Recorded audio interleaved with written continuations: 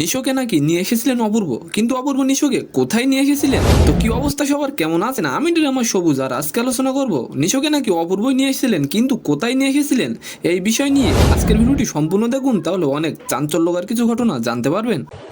এই সময় কম, শুরু করো।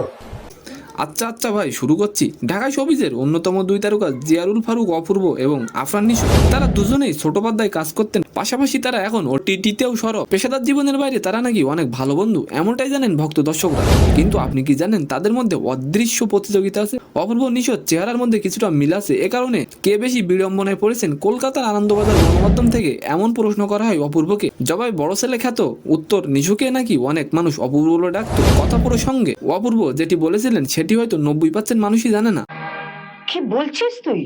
নিশোকে নাকি নাটকের ভুবনে তিনিই নিয়ে আসেন। অপূর্ব নাকি গাজী রাফায়েত ভাইকে বলেছিলেন নিশোকে নাটকে নেওয়ার জন্য। গেল ঈদুল আজহায় সুড়ঙ্গ সিনেমার মাধ্যমে বড় পর্দায় অভিষেক হয় আফরান নিশোর। ওই সময় বন্ধু নিশোকে নিয়ে বাড়তি কোনো বিড়ম্বনা, উচ্ছ্বাস বা প্রচারণা দেখা যায়নি অপূর্বের মধ্যে। সুড়ঙ্গ সিনেমার প্রতিদ্বন্দ্বী সিনেমার নায়ক মাহফুজকে নিয়ে বার্তা দিয়েছিলেন অপূর্ব। তো আপনারা কে নিশোর ফ্যান আর কে অপূর্বর ফ্যান অবশ্যই কমেন্ট বক্সে লিখে যাবেন। তো আজকের ভিডিওটি কেমন লাগলো অবশ্যই কমেন্ট বক্সে জানাবেন, আর ভিডিওটি যদি ভালো লাগে তাহলে অবশ্যই একটি লাইক দিয়ে আমাদের চ্যানেলটিকে সাবস্ক্রাইব করে দিবেন। ধন্যবাদ।